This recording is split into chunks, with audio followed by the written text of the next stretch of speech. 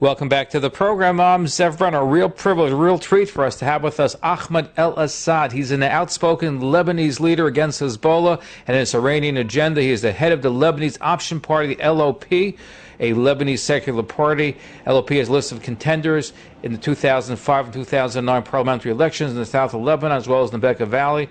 And despite all the various violent acts of Hezbollah on him and his supporters, Ahmed was still able to get 30% of the votes in the 2009 election in his home district in the south of Lebanon.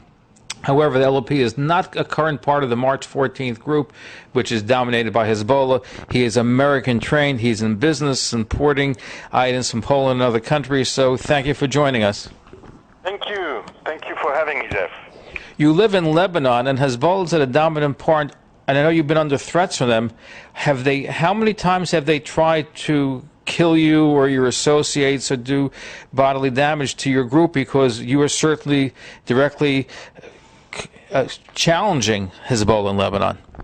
They tried 2 times to assassinate me in 2009, and 2 years ago they assassinated and killed a very close associate of mine in our party, because he was organizing a rally with a lot of young people at my party in front of the Iranian embassy, because their message was that Lebanese and Lebanese Shia should not participate in the war in Syria to keep Bashar al-Assad in government. So 300 thugs came out 2 years ago, and that was just like today, June 9 June. Today is exactly 2 years ago that this happened. And 300 thugs, it was all organized. 300 thugs came out, all Hezbollah members, and in front of the police, in front of the media, they battered all the young men and women, and there were a lot of young women that were beaten, and beating women that they had to go to hospital. Even one woman was a pregnant woman, and they called themselves men of God, these people. And Hashim, his name was Hashim Salman, they came to him and they shot him in front of everybody, in front of the cameras. And till today, of course, nothing happened. The people that did that, nobody can reach them, because actually in Lebanon, we don't live in the state of Lebanon, we live in the state of Hezbollah. So how do you deal with that, because your family has roots in Lebanon going back 800 years. You're the son of the former House Speaker, the grandson of the former House Speaker as well, same name, Ahmed El-Assad. How do you deal with that? Because they've taken over control of Lebanon, and obviously the country that you've grown up with has changed drastically. You're under the tutelage, under the thumb of a terrorist group with their own agenda. They've dragged Lebanon into wars, and who knows what's going to be for the future. How do the people deal with that, and what choices do you have? The problem is that people gave up, or most of the people gave up, and they don't have the stamina to confront them anymore and to fight them anymore.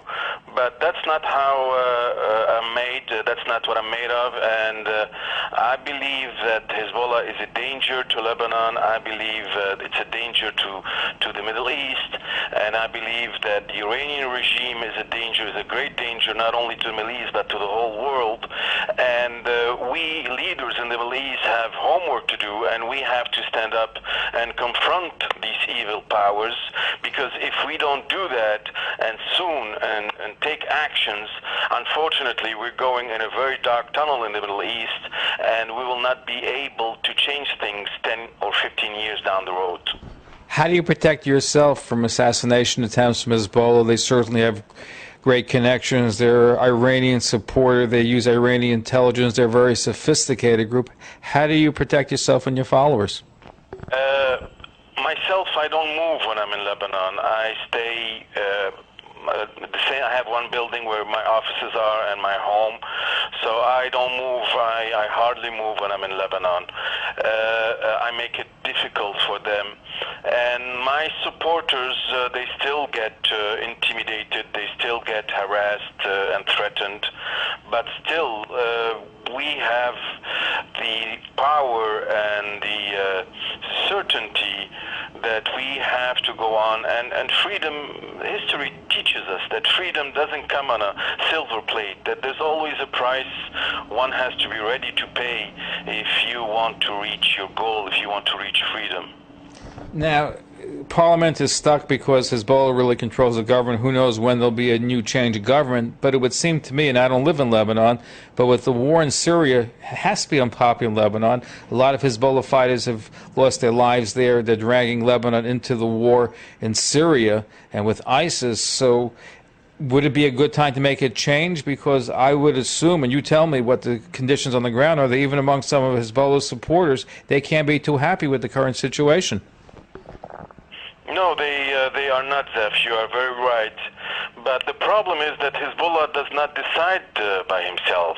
Hezbollah is just a tool in the hands of the Iranian regime, like all the proxy groups in the region, like Hamas, like the Houthis in Yemen, like the Sadrist people in Iraq. They're just a tool in Iranian regime's hands. And, the Iranian regime thinks that Bashar al-Assad is a very important asset for them. And they want to keep him in power because they know that once he's out of power, they would lose their control over Syria. So therefore, it's not up to Hezbollah to decide whether to stay in Syria or to go out of Syria. It's up to the Iranian regime. And as long as the threat of toppling Assad is there, the Iranian regime is not going to instruct Hezbollah to get out of Syria. Hezbollah will remain in Syria no matter what the people on the ground think of that in Lebanon, and especially among Shia areas. So the question, though, is that now it seems might be a good time to try to topple them, because if they're unpopular and people don't want to be involved in the Syrian war, they want to be controlled by Iran to a certain degree. Is it possibly now either have elections or demonstrations or a mass movement to get rid of Hezbollah? Because Hezbollah's official policy, the reason why they're raising the Etra is to fight Israel. Here, they've clearly demonstrated that they're the tools of a different government, so it's all been baloney what they've been feeding the Lebanese public all these years. They have their own agenda, an Iranian one.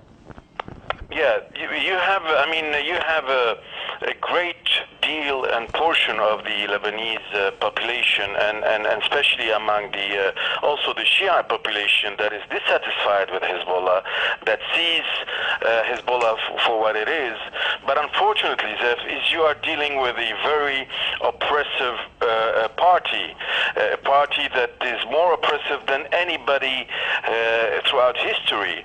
These people are really are thugs that they don't respect anything, and they're willing to bully and do everything to make people intimidated and not speak out their minds. So the more the war in Syria is going on, the more intimidating Hezbollah is becoming on the ground and forcing people to shut up.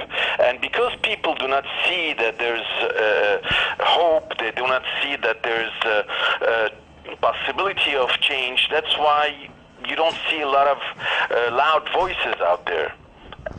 It's a shame, because I know that from what you describe, it's not easy, especially such as for yourself, to live in Lebanon, to be frozen in an area where you can't really move and go about because you're afraid of them is not a way to live. And I'm sure a lot of people are feeling that, but unfortunately, it's hard to get a movement going to challenge the Hezbollah at this present time, is what you're saying. Exactly, but this is what we are doing, is that we are keeping at it, and we are building, I'm also the chairman of Saving the Next Generation, which is a great foundation that is busy with the young kids. We have 1,560 kids in our program, kids that are from the age of 7 to 17. We take them from these disadvantaged areas that are under the control of Hezbollah. We offer them a different path, an alternative path. We take them to the camp. We have a camp in the mountains of Lebanon in a Christian village, so that they see that the other kid from another religion is just like them. They're all kids. They laugh at the same things. They want the same toys.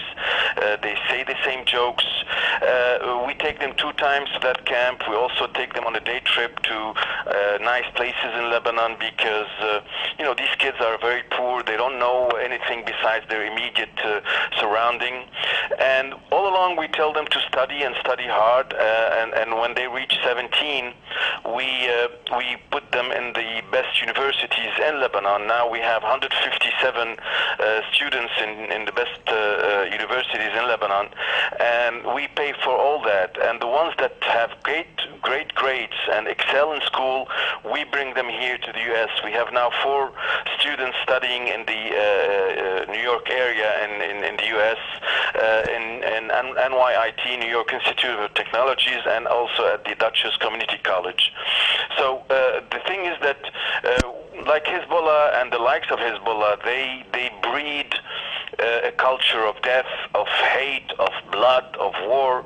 What we are busy doing at Saving the Next Generation is breeding a generation of based on knowledge, on science, of know-how, on openness, and on being part of this 21st century world. And this is our biggest challenge, is to grow our numbers. We want these 1,560 kids to become, a few years from now, 15,000 kids. We see this program being able to be implemented elsewhere also in the Middle East, not only in Lebanon. And we believe that this is the way to tackle the extremists. You have to go to these ghetto areas that are controlled by these extremists and offer these kids an alternative, because these kids, once they reach a certain age and they don't have a job, they don't have an education, they don't know much about the world, it's so easy for any group, whether it's Hezbollah or Hamas or ISIS or whatever, to come and tell them, here's a few $100s a month, and this is a Kalashnikov, and I will tell you who to fight and when to fight. But you're also competing, Ahmad.